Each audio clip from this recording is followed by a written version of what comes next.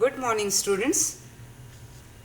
This is the last lesson of module 2.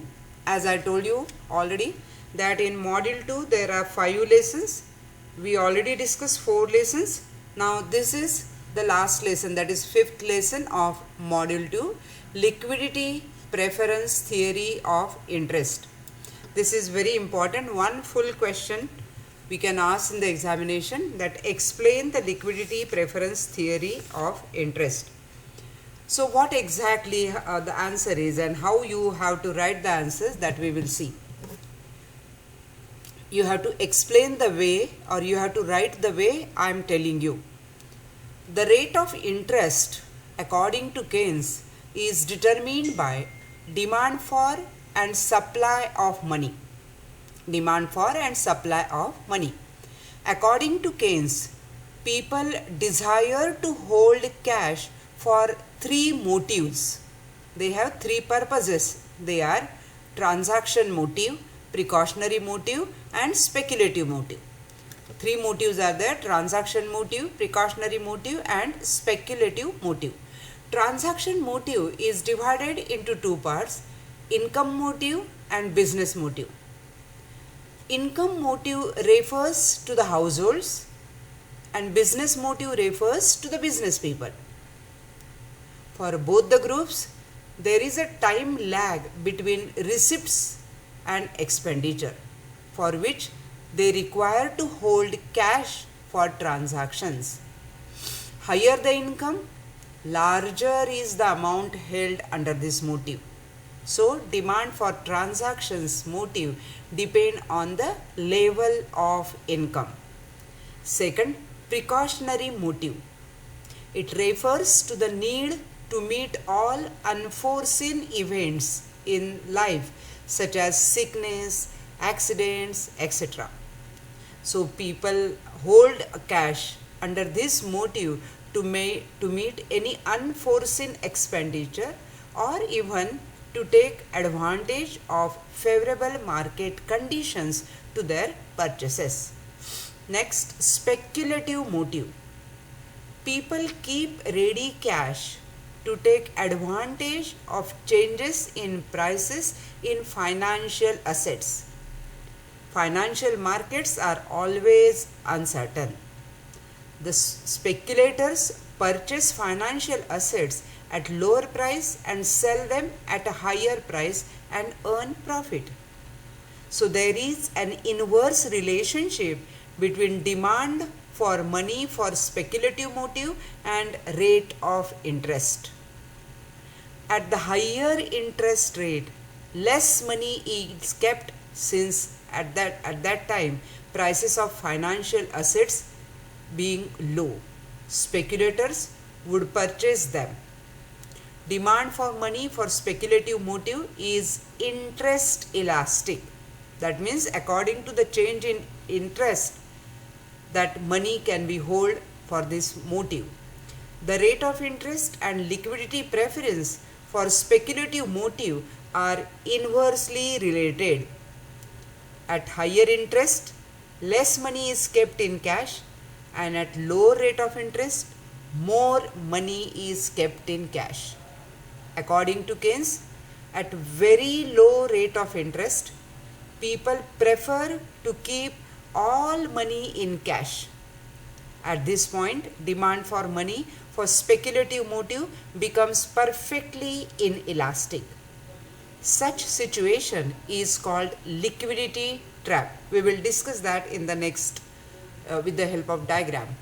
Now we will explain, I'll explain it to you with the help of diagram as well as some of these mathematical equations are there. I'll explain it to you. So when we can express the demand for money for transactions, precautionary and speculative motive as under MD. MD is, M stands for money, D stands for demand. So total demand for money is equal to M1 plus M2.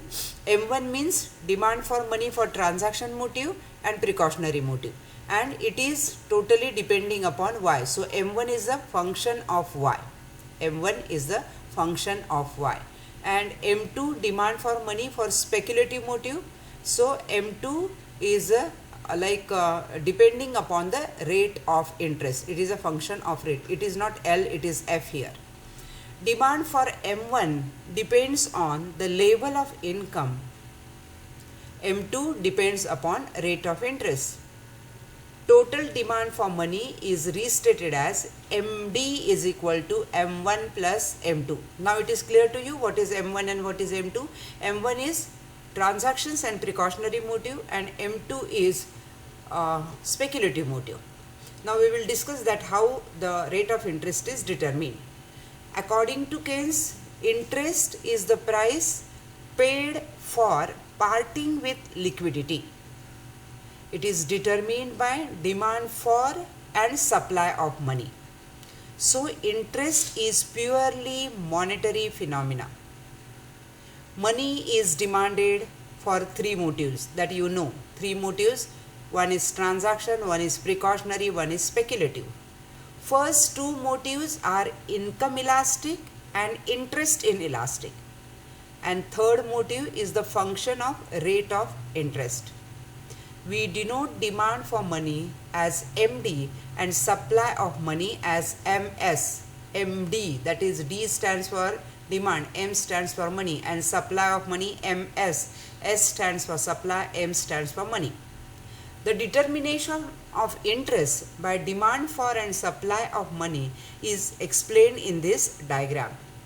It shows the determination of rate of interest by demand for and supply of money. The MD curve, this is MD curve, slopes downwards. It is sloping downwards. At point T, it becomes horizontal. It becomes horizontal. Up to this point T, the relationship between demand for money and rate of interest is inverse.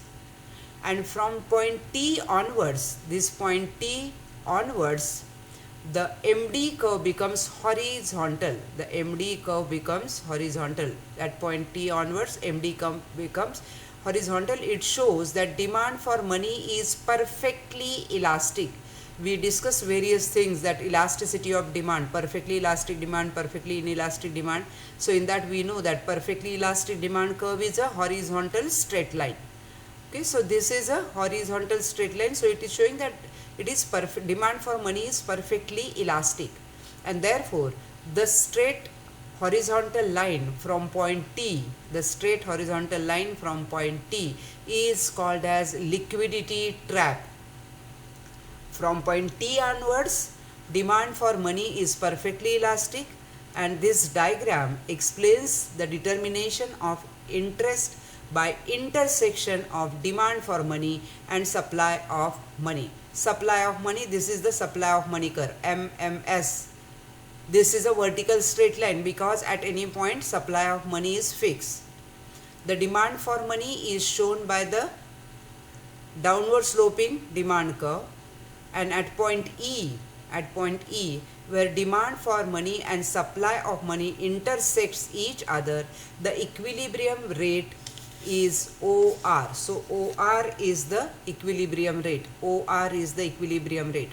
You all are aware about this, that when demand curve and supply curve are intersecting each other, the price is decided. So here in this diagram, demand for money, this is MD curve, and MMS, that is supply for money curve, they are intersecting each other at point E.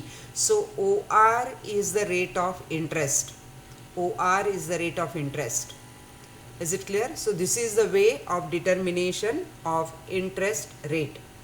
Now we will evaluate this theory. This theory is really very important theory, but there are certain things are there, or certain limitations are there. Number one, real factors ignored.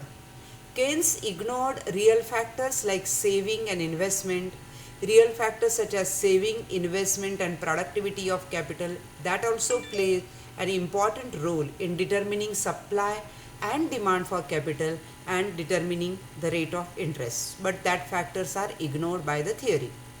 Next, no liquidity without saving. To have liquidity, one has to save money. According to Keynes, interest is a price for parting with liquidity.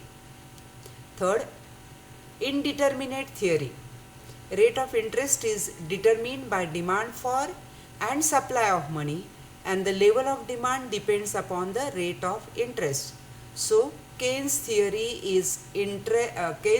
of interest is indeterminate.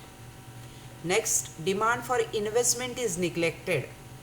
Investment is the most important factor in determining rate of interest, but that factor is neglected in the theory. Next, confined to short run. Keynes theory of interest is not applicable to the long run period. And the last, does not explain existence of different rates of interest. In the market, there exists more than one rate of interest. They all are determined by demand and supply of money. That existence of different rates of interest is not at all explained in the theory. So in this way we can evaluate the theory, but this theory is very, very important.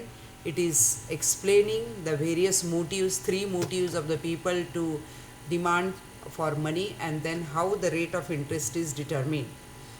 Okay, the full question can be asked for 7 marks or for 8 marks. Explain the theory, liquidity preference theory of interest. You have to give the entire details for that. Thank you very much.